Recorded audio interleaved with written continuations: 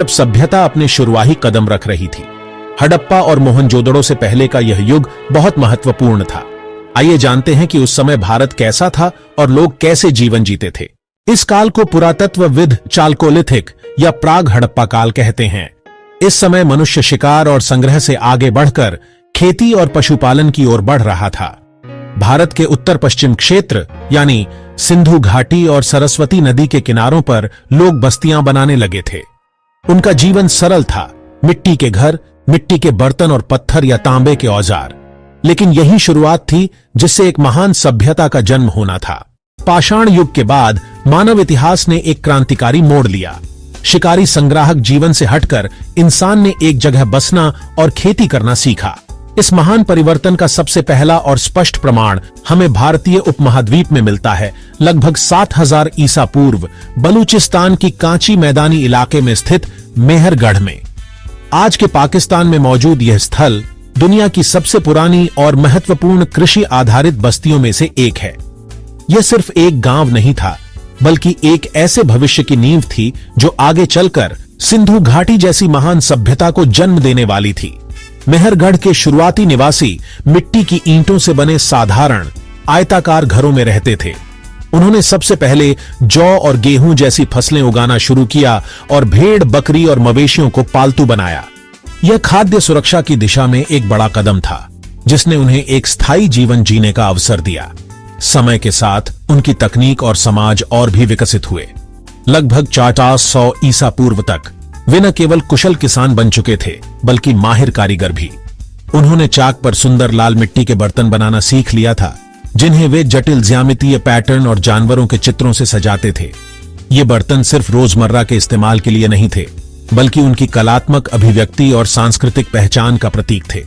इसके अलावा वे लाजवर्द, फिरोजा और समुद्री सीपियों जैसे कीमती पत्थरों से मनके और गहने भी बनाते थे, जो अफगानिस्तान और समुद्र तटीय क्षेत्रों के साथ उनके व्यापारिक संबंधों का संकेत देते हैं।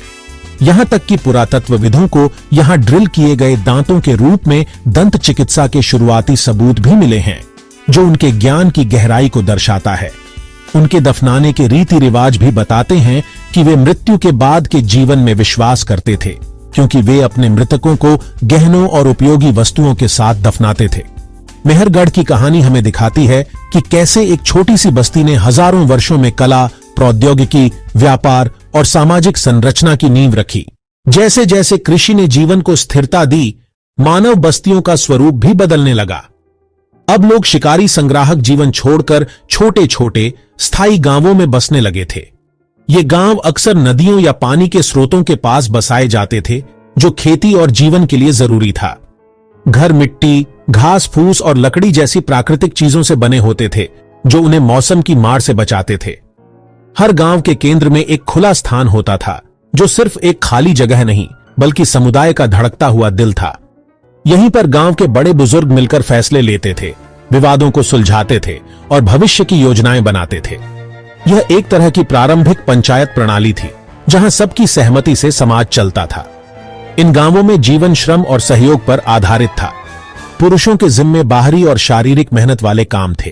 वे लकड़ी के हलों और पत्थर के औजारों से जमीन जोतते, गेहूं और जौ जैसी फसलें उगाते और जानवरों को पालते थे। वहीं महिलाएं घर और गांव के जीवन की धुरी थीं। वे पत्थर की चक्कियों पर अनाज पीसती, मिट्टी के बर्तन बनाती और कुशलता से घर का प्रबंधन करती थीं। बच्चों का जीवन खेल और काम का मिश्रण था। वे बड़ों को देखकर ही सीखते थे। लड़के पिता के साथ औजार बनाना और खेती सीखते, तो लड़कियां मां के साथ घरेलू कामों में हाथ बंटाती। यह पीढ़ी दर पीढ़ी ज्ञान और कौशल हस्तांतरण की एक व्यावहारिक शिक्षा प्रणाली थी। जीवन की अनिश्चितताओं और प्रकृति पर निर्भरता ने शुरुआती आध्यात्मिक विचारों को जन्म दिया। इस काल में मातृदेवी की पूजा का विशेष महत्व था, जिसके प्रमाण मिट्टी से बनी छोटी छोटी मूर्तियों में मिलते हैं। मातृदेवी को उर्वरता, सृजन और प्रकृति की शक्ति का प्रतीक माना जाता था। लोग फसलों की अच्छी पैदावार और परिवार की वृद्धि के लिए उनकी पूजा करते थे। यह प्रकृति के प्रति गहरे सम्मान का भाव था। वे सूर्य और जल जैसी प्राकृतिक शक्तियों की भी उपासना करते थे, क्योंकि उनका जीवन इन्हीं पर टिका था। कुछ जगहों पर मिले दफनाने के तरीके बताते हैं कि वे मृत्यु के बाद के जीवन में भी विश्वास करने लगे थे। जो उनके विकसित होते आध्यात्मिक चिंतन को दर्शाता है। पाषाण युग अपने अंतिम चरण में था और मानवता एक नई क्रांति की दहलीज पर खड़ी थी। यह क्रांति थी धातु की खोज। हजारों सालों तक पत्थर के औजारों पर निर्भर रहने के बाद इंसान ने एक ऐसी सामग्री की खोज की जो पत्थर से ज्यादा मजबूत, टिकाऊ और लचीली थी। यह थी तांबा। इस काल की सबसे बड़ी उपलब्धियों में से एक थी धातुकर्म यानी मेटलर्जी की शुरुआत। लोगों ने अयस्क से तांबा निकालना और उसे पिघलाकर मनचाहा आकार देना सीख लिया था। इस नई तकनीक से उन्होंने पत्थर के औजारों की जगह तांबे के बेहतर उपकरण बनाए। अब उनके पास पहले से ज्यादा तेज धार वाले चाकू, मजबूत कुल्हाड़ियां और बारीक काम के लिए छेनियां थीं। साथ ही तांबे से खूबसूरत गहने भी बनाए जाने लगे। चूंकि इस दौर में पत्थर और तांबे दोनों का इस्तेमाल होता रहा, इसीलिए पुरातत्वविद इस युग को चाल्कोलिथिक यानी तांबा पत्थर युग कहते हैं। यह तकनीकी विकास भारत के कई हिस्सों जैसे आहार बनास और मालवा संस्कृतियों में स्पष्ट रूप से दिखाई देता है। तकनीक का यह विकास सिर्फ औजारों तक सीमित नहीं था। इसी समय भारत में कृषि के क्षेत्र में एक और बड़ी क्रांति हुई, कपास की खेती। लोगों ने न केवल कपास उगाना सीखा, बल्कि उसके रेशों से धागा काटने और फिर उस धागे से कपड़ी डेढ़ा बुनने की कला में भी महारत हासिल कर ली। पुरातात्विक साक्ष्यों से पता चलता है कि आज से लगभग 7000 साल पहले मेहरगढ़ जैसी बस्तियों में कपास का इस्तेमाल होता था।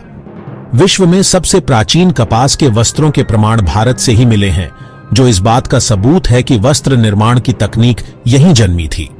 यह साधारण कपड़ी डीढ़ा नहीं था, यह सभ्यता के विकास का एक महत्वपूर्ण प्रतीक था। इसने लोगों को मौसम की कठोरता से बेहतर सुरक्षा दी और आगे चलकर व्यापार का एक प्रमुख माध्यम बना। इसके साथ साथ मिट्टी के बर्तन बनाने की कला भी अपने चरम पर पहुंच रही थी। चाक पर बने इन बर्तनों पर सुंदर चित्रकारी की जाती थी, जिसमें ज्यामितीय डिजाइन और पशु पक्षियों के चित्र शामिल होते थे।